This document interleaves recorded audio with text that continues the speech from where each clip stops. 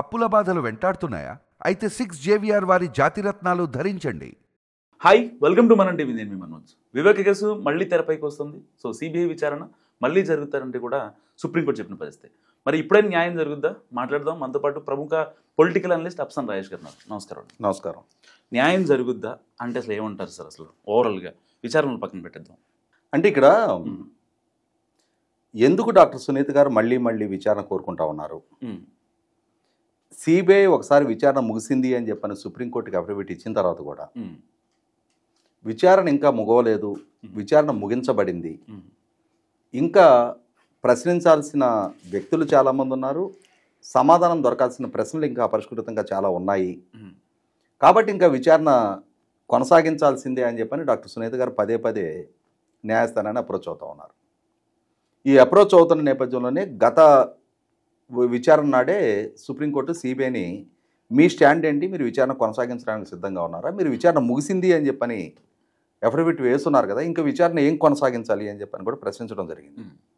ఆ సందర్భంగా డాక్టర్ సునీత గారు అడ్వకేట్ సిద్ధార్థ లూత్రా గారు మీరు జూన్ 30లోగా విచారణ ముగించండి అని చెప్పని ఒక టైం బౌండెడ్ షెడ్యూల్ ఇచ్చిన నేపథ్యంలో కాంట్రవర్ట్ సిచ్యుయేషన్లో వాళ్ళు విచారణ ముగిసింది అని చెప్పని అఫిడవిట్ ఫైల్ చేశారు తప్ప విచారణలో ఇప్పటికీ నిర్ధారణ కావాల్సిన అంశాలు ఇంకా చాలా ఉన్నాయని, విచారణ కొనసాగించాల్సిన అవసరం ఉందని చెప్పని కూడా న్యాయస్థానం దృష్టికి తీసుకురావడం జరిగింది. ఆ నేపథ్యంలోనే నిన్న జరిగిన విచారణ సందర్భంగా సిబిఐ పిటిషనర్ విచారణ కోరుకుంటా ఉన్నారు, మీరు కనుక ఆదేశించిన పక్షంలో విచారణ చేయడానికి మాకు అభ్యంతరం లేదు అని చెప్పని కూడా నిన్న తన స్టాండ్ తెలియజేయడం జరిగింది, తన స్టాండ్ క్లియర్ చేయడం జరిగింది. అంటే మీరు కనుక సో ఇష్యూస్లో ఇంకా యాజ్ రిక్వెస్టెడ్ బై పిటిషనర్ ఇంకా తన అనుమానాలు నివృత్తి కావడం కోసం ఏ అంశాల్లో విచారణ చేయాలి అని చెప్పని కనుక మీరు ఆదేశిస్తే ఆ అంశాల్లో విచారణ చేయడానికి మేము సిద్ధంగా ఉన్నాం అని చెప్పడం జరిగింది. ఇక్కడ 100% ఇప్పటికీ కూడా అపరిష్కృతంగా ఉన్న అంశాలు చాలా ఉన్నాయి. అవును. అంటే మనకి ఎగ్జామ్కి వెళ్ళినప్పుడు మనం స్కూల్ ఏజ్లో మన ఎగ్జామ్స్ అపీర్ అయిన ప్రతి సందర్భంలో కూడా ఫిల్ ఇన్ ది బ్లాంక్స్ అని చెప్పని ఉంటుంది ఒక క్వశ్చనీర్ మనకి. అంటే ఒక లైను క్వశ్చన్ ఇచ్చి దాంట్లో మధ్యలో ఒక పర్టికులర్ వర్డ్ స్కిప్ చేస్తారు, ఆ బ్లాంక్ మనం ఫిల్ చేయాలి, అదే క్వశ్చన్ అండ్ ఆన్సర్. మరి అలాగే ఇప్పటికీ వివేకానంద రెడ్డి గారి హత్య కేసుకు సంబంధించి సమాధానాలు దొరకాల్సిన ప్రశ్నలు చాలా ఉన్నాయి.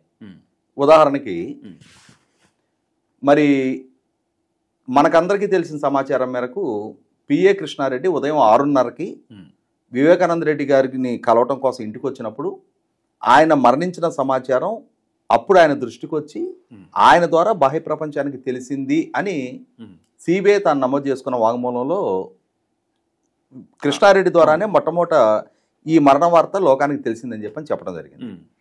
కానీ తర్వాత రోజుల్లో నిర్ధారణ అయిందేంటి, వీకెండ్ కామెంట్ బై ఆర్కేలో రాధాకృష్ణ గారు తెల్లవారుజామున 4:30 టైంలోనే జగన్మోహన్ రెడ్డి గారి మేనిఫెస్టో గురించి చర్చించే సందర్భంలో దువ్వూరి కృష్ణ, అజయ్ కలంరెడ్డి, అలాగే ఉమారెడ్డి వెంకటేశ్వర గారు ఈ ముగ్గురుతో కలిపి జగన్మోహన్ రెడ్డి గారి మేనిఫెస్టో గురించి చర్చించుతున్న సందర్భంలోనే అప్పటికి జగన్మోహన్ రెడ్డి గారికి సమాచారం ఉంది, ఆయన ద్వారా వీళ్ళకు కూడా ఆ సమాచారం షేర్ చేయడం జరిగింది అన్న వాస్తవాన్ని ఏబిఎన్ రాధాకృష్ణ గారు బయటపెట్టిన తర్వాత అప్పుడు సిబిఐ అజయ్ కలంని అలాగే ఉమారెడ్డి వెంకటేశ్వర గారిని వాళ్ళిద్దరిని విచారించిన తర్వాత అజయ్ కలం రెడ్డి గారు ఎర్లీ మార్నింగ్ 5 o'clock మాకు జగన్మోహన్ రెడ్డి గారు ఈ సమాచారాన్ని ఇచ్చారు అని చెప్పని, అంటే ఇన్స్టెడ్ ఆఫ్ 4:30 5 గంటలకు ఈ సమాచారాన్ని ఇచ్చారు అని చెప్పని అజయ్ కలం రెడ్డి గారు సిబిఐకి వాంగ్మూలం ఇవ్వడం జరిగింది. ఆ వాంగ్మూలం ఇచ్చిన తర్వాత మళ్ళీ ఆయనే నేను సిబిఐకి ఇచ్చిన వాంగ్మూలాన్ని తప్పుగా నమోదు చేసుకున్నారు, నా వాంగ్మూలం వెనక్కి తీసుకోవడానికి నాకు అనుమతి ఇవ్వండి అని చెప్పని కోర్టుని అప్రోచ్ అయ్యాడు.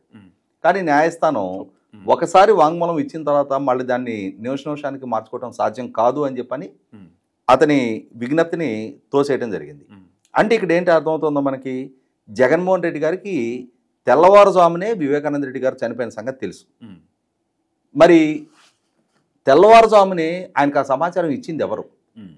ఆ సమాచారాన్ని అందుకున్న జగన్మోహన్ రెడ్డి గారు వాళ్ళ చిన్నాన్న చనిపోయారు అన్న వార్త ఆయనకి చేరినా కూడా ఆయన అంత కూల్గా తన రాజకీయ కార్యకలాపాల్లో నిమగ్నం అయ్యి రాబోతున్న ఎన్నికల మేనిఫెస్టో గురించి ఎలా చర్చిస్తూ కూర్చున్నారు?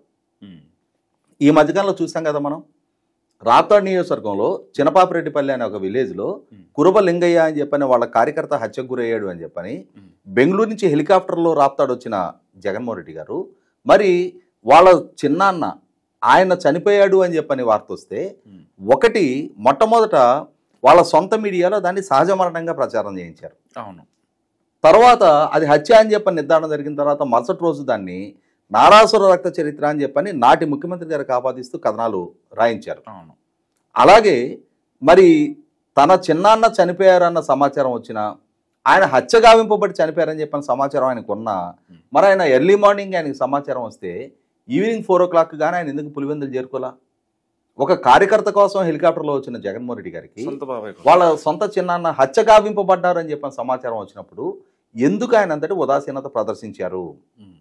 ఇక్కడ దస్తగిరి సిఆర్పిసి 164 స్టేట్మెంట్లో పులివెందుల మేజిస్ట్రేట్ గారి ముందు ఇచ్చిన అప్రూవర్ స్టేట్మెంట్లో తను తెలియజేసిన సమాచారం మేరకు మొత్తం 40 కోట్ల రూపాయల సుపారీ మాకు ఇవ్వటం జరిగింది.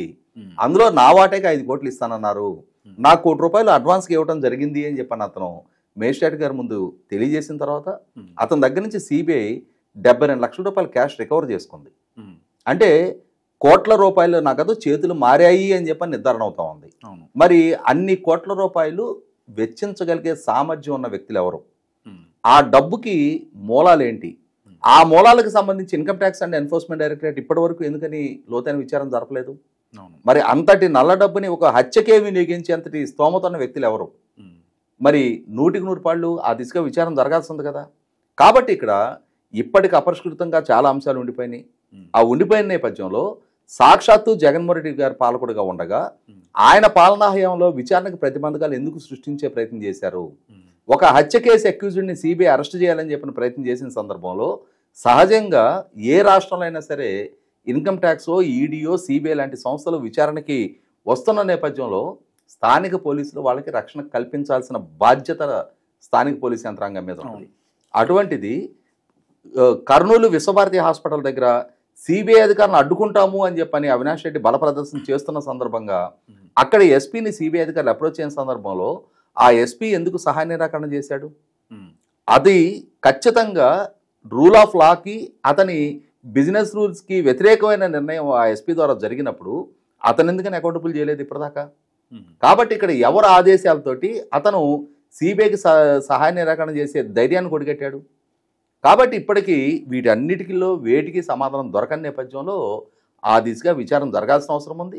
ఆ విచారణ జరగాల్సిన నేపథ్యంలోనే ఎలా అయితే ఈ మధ్యకాలంలో దేవిరెడ్డి శివశంకర్ రెడ్డి కొడుకు చైతన్యారెడ్డి కడప జైలుకి వెళ్ళి అక్కడ మెడికల్ క్యాంప్ పేరిట ఆ జైల్లోకి ఎంట్రీ అయ్యి అక్కడ దస్తగిరిని ముందు 20 కోట్ల రూపాయలు ఆఫర్ చేసి తర్వాత నువ్వు 20 కోట్లు తీసుకొని మాకు అనుకూలంగా కనుక మారని పక్షంలో నిన్ను చంపేస్తాము అని చెప్పని కూడా బెదిరించే స్థాయి సాహసానికి ఆల్రెడీ అక్యూజ్డ్గా ఉన్న దేవిరెడ్డి శివశంకర్ రెడ్డి కొడుకు డాక్టర్ చైతన్యరెడ్డి ఒడిగట్టాడు అని చెప్పని నిర్ధారణ అయింది.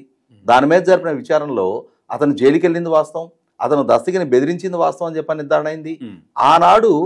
ఆనాడు జైలర్గా ఉన్న రాకేష్ అనే అతను ఇతనికి సపోర్ట్ చేశాడని నిర్ధారణ అయింది. అతని మీద జైలు అధికారులు చర్యలకి ఆదేశాలు ఇవ్వడం జరిగింది. అంటే ఇక్కడ హత్య కేసు నమోదు చేసుకోవడంలో శంకరయ్య ఫెయిల్ అయ్యాడు. అక్కడ సాక్ష్యాధారాలు చెరిపేస్తున్న సందర్భంలో నాడు పులివెందుల సీఏగా ఉన్న శంకరయ్య ఉదాసీనత ప్రదర్శించాడు. అలాగే జైలరు ఒక హత్య కేసు అక్యూజ్డ్ని ఇంకొక అక్యూజ్డ్ కొడుకొచ్చి బెదిరిస్తుంటే ఆ బెదిరింపులకు సహకరించాడని నిర్ధారణ అవుతా ఉంది. వీటన్నిటి నేపథ్యంలో అధికార దుర్వినియోగం జరిగింది, ప్రభుత్వ పరంగా సహాయ నిరాకరణ జరిగింది, విచారణ వేరే రాష్ట్రానికి బదిలీ చేయాల్సిన పరిస్థితులు సృష్టించబడ్డాయి, కోట్ల రూపాయల డబ్బు లావాదేవీలు జరిగినాయి. వీటన్నిటి నేపథ్యంలో అదే సందర్భంలో హత్య కేసు వాస్తవాలను వక్రీకరిస్తూ నాటి రాష్ట్ర ముఖ్యమంత్రికి ఆపాదిస్తూ దాన్ని ఒక రాజకీయపు ప్రయోజనాల కోసం వాడుకోవడం జరిగింది. ఆ తర్వాత ఎవరైతే బాధితురాలు ఉన్నారో ఆమెకే హత్య కేసును ఆపాదిస్తూ వాళ్ళ మీడియాలో కథనాలు రాయించడం జరిగింది. వీటన్నిటి వెనుకున్న మోటివ్ ఏంటి? ఎందుకు స్వయంగా జగన్మోహన్ రెడ్డి గారు తాను పాలకుడిగా ఉండి ఒక హత్య కేసు విచారణ వేగవంతం కాకుండా ప్రతిబంధకాలు సృష్టించే ప్రయత్నం చేశాడు? ఎందుకు హత్య కేసు వేరే వాళ్ళకి ఆపాదించే ప్రయత్నం చేస్తూ వస్తున్నాడు? సూత్రధారులు పలానా అని చెప్పని సిబిఐ నిర్ధారణ చేసిన వ్యక్తులను కాపాడే ప్రయత్నం చేస్తూ వస్తున్నాడు. వాళ్ళని అమాయకులుగా చిత్రించే ప్రయత్నం చేస్తూ ఉన్నాడు. ఎవరు హత్య చేశారు, ఎవరు హత్య చేయబడ్డారు అనేది చనిపోయిన మా చిన్నాన్నకు తెలుసు, పైన ఉన్న భగవంతుడికి తెలుసు అని చెప్పని సిబిఐ ద్వారా పలానా వాళ్ళు బాధ్యులు అని చెప్పని చెప్తున్నా కూడా వాళ్ళని అమాయకులు ఆణిముచ్చారని చెప్పని ఎందుకు సర్టిఫై చేసే ప్రయత్నం జగన్మోహన్ రెడ్డి వైపు నుంచి పదే పదే చేస్తూ వస్తున్నాడు? వీటన్నిటికీ సమాధానం దొరకాలి అని అంటే ఖచ్చితంగా ఇప్పటి వరకు విచారణ జరగని కోణంలో విచారణ జరిగే తీరాలి. ఇన్ని సమస్యలకి బాధ్యుడైన జగన్మోహన్ రెడ్డిని ఈ హత్యకి అకౌంటబుల్గా చెయ్యని పర్యవసానం, ఈ నల్ల డబ్బుకి బాధ్యులు ఎవరని చెప్పి నిర్ధారణ చేయాలి. అలాగే జగన్మోహన్ రెడ్డి ప్రమేయం గురించి కూడా నిర్ధారణ జరగాల్సిన నేపథ్యంలో 100% విచారణ వేగవంతం కావాల్సిందే, విచారణ మళ్ళీ కొనసాగించాల్సిందని చెప్పని నిన్న సునీత గారు అడ్వకేట్ సిద్ధార్థ లూత్రా గారు సుప్రీంకోర్టు దృష్టికి తీసుకొచ్చిన నేపథ్యంలో సుప్రీంకోర్టు కూడా మీరు మళ్ళీ ట్రయల్ కోర్టులోనే పిటిషన్ ఫైల్ చేయండి, అలా ఫైల్ చేసిన పిటిషన్ మీద ఒక టైం బౌండెడ్ షెడ్యూల్లో 2 వారాల్లోగా మీరు పిటిషన్ ఫైల్ చేయండి. మీ పిటిషన్ ఫైల్ అయిన తర్వాత 8 వారాల్లోగా దీని మీద మళ్ళీ విచారణ కొనసాగించని అవసరం లేదా అనేది ట్రయల్ కోర్టే కేసు మెరిట్స్ మీద బేస్ చేసుకొని నిర్ణయం తీసుకోమని చెప్పి నేను సుప్రీంకోర్టు ఆదేశాలు ఇవ్వడం జరిగింది. ఇక్కడ గమనించుకుంటే విచారణ వాస్తవాన్ని తప్పుదో పట్టిస్తున్నారు అనడానికి ఈ రోజు సాక్షిలో వచ్చిన కథనమే నిర్ధారణ. నిన్న సుప్రీంకోర్టు తాను స్వయంగా కన్విన్స్ అయ్యి విచారణ జరగాల్సిన అవసరం ఉన్నదాన్ని అంటే ఎకనాలజీ చేస్తూ సిబిఐ కోర్టులో ట్రయల్ కోర్టులో పిటిషన్ ఫైల్ చేసుకోమని సునీత గారిని అలో చేస్తూ ఆదేశాలు ఇస్తే సునీత గారిని మందలించినట్టు, ఆల్రెడీ ఛార్జ్ షీట్ ఫైల్ అయిపోయినాక ఇంకా విచారణ ఏంటి అని చెప్పని సునీత గారి లాయర్ని సుప్రీంకోర్టు మందలించినట్టుగా ఈరోజు కథనాలు రాశారు. అంటే దీన్ని బట్టే ఎందుకు ఆ విచారణ మళ్ళీ తిరిగి పునఃప్రారంభం అవుతుంది అని అంటే సాక్షి యాజమాన్యానికి ఉలికిపాటుగా ఉంది అనేది అర్థమవుతోంది. అదే సందర్భంలో కేసు విచారణ వాస్తవాలని తప్పుదో పట్టించే తప్పుడు కథనాలు ఆనాటి నుంచి ఈనాటి దాకా ఎలా సాక్షి ద్వారా ప్రజలకు పంపించే ప్రయత్నం చేస్తున్నారు అనేది అర్థమవుతా ఉంది. అలాగే ఎవరు బాధ్యులు అనేది సిబిఐ ద్వారా నిర్ధారణ జరిగిన వ్యక్తుల్ని అమాయకులుగా చిత్రీకరించడానికి ఎంతగా సాక్షి యాజమాన్యం సాక్షి తాపత్రయ పడుతుందనేది కూడా నిర్ధారణ అవుతా ఉంది.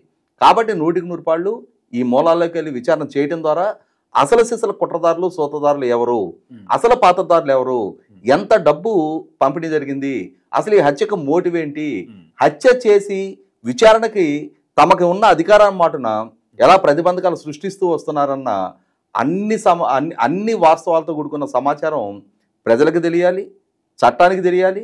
చట్టం ముందు తప్పు చేసిన వాళ్ళు ఎవరైనా సరే చట్టం ముందు అందరూ సమానమే అని చెప్పి నిర్ధారణ చేయడం కోసం అయినా సరే రాజకీయము, హోదా, పలుకుబడి, డబ్బు ఉన్నాయనే కారణంతో విచారణ వేగంగా జరగకుండా అడ్డుకునే వ్యక్తుల్ని చట్టం ముందు అందరూ సమానమే అని చెప్పి నిర్ధారణ చేయడం కోసమైనా సరే వాళ్ళ పాత్రల్ని నిర్ధారణ చేస్తూ చట్టం ముందుకి దోషులుగా తీసుకురావాల్సిందే, వాళ్ళ పాత్రలకి వాళ్ళ ప్రమేయానికి తగిన శిక్షకు గురి చేయాల్సిందే. సార్ ఒక్క విషయం సార్, ఇప్పుడు ఫైనల్గా విచారణ జరగని కోణంలో కనుక ఒక విచారణ జరిగితే మీరు అన్నట్టు గాయపడ్డ సైనికులకి న్యాయం జరుగుద్ది అంటారా? 100%. ఎందుకంటే ఇక్కడ హత్య జరిగింది 6 సంవత్సరాల 6 నెలల కాలం క్రితం. మొన్న 15వ తారీఖుకి 6.5 సంవత్సరాల కాలం పూర్తయిపోయింది. 2019 మార్చి 15వ తారీఖు వివేకానంద రెడ్డి గారి హత్య జరిగింది. హత్య గావింపబడ్డ వ్యక్తి సామాన్యమైన వ్యక్తి కాదు. ఆయన ఒక మాజీ ఎంపీ, మాజీ మంత్రి, ఒక మాజీ ఎమ్మెల్యే, మాజీ ఎమ్మెల్సీ, ఒక మాజీ ముఖ్యమంత్రికి స్వయాన సోదరుడు, ఇంకొక మాజీ ముఖ్యమంత్రికి స్వయాన చిన్నాన్న. అంతటి హై ప్రొఫైల్డ్ వ్యక్తి హత్య గావింపబడితే 6.5 సంవత్సరాల తర్వాత కూడా ఇప్పటికి విచారణ ముగింపుకు రాలేదు అని అంటే, ఇప్పటికీ విచారణ జరగాల్సిన కోణంలో జరగలేదు అని అంటే, విచారణ జరగాల్సిన కోణంలో విచారణ జరగనివ్వలేదు అని అంటే ఆ కేసులో న్యాయం ఎక్కడ జరిగినట్టు? కాబట్టి వాళ్ళ హత్య గావింపబడ్డ వ్యక్తి కుమార్తెగా న్యాయం కోసం అర్థిస్తూ ఆమె చేస్తున్న సుదీర్ఘ న్యాయ పోరాటానికి న్యాయం దక్కి తీరాలి అని అంటే ఖచ్చితంగా అంటే ఇవాళ డబ్బు గలాల్లో, హోదా గలాల్లో, రాజకీయంగా పరపతి కలిగిన వాళ్ళు అనే బ్యారియర్స్ని దాటి అసలు సిసలు బాధ్యులు ఎవరు, అసలు సిసలు సూత్రధారులు ఎవరు అన్న కోణంలో విచారణ జరిపి ఆ విచారణలో తేడతెల్లమైన వాస్తవాల ప్రాతిపదికగా ఎవరెవరైతే బాధ్యులు ఉంటారో వాళ్ళని చట్టం ముందు దోషులుగా ఎక్స్పోజ్ చేసినాడు ఆ కేసులో న్యాయం దక్కినట్టు అవుద్ది. కాబట్టి ఇంతటి సుదీర్ఘ న్యాయ పోరాటం చేస్తున్న డాక్టర్ సునీత గారు చేస్తున్న ఈ పోరాటం ఒక లాజికల్ కంక్లూషన్కి రావాలి అని అంటే అసలు సిసల దోషులు, అసలు సిసల సూత్రధారులు చట్టం ముందు దోషులుగా ఎక్స్పోజ్ అయినాడే అది సాధ్యపడుతుంది.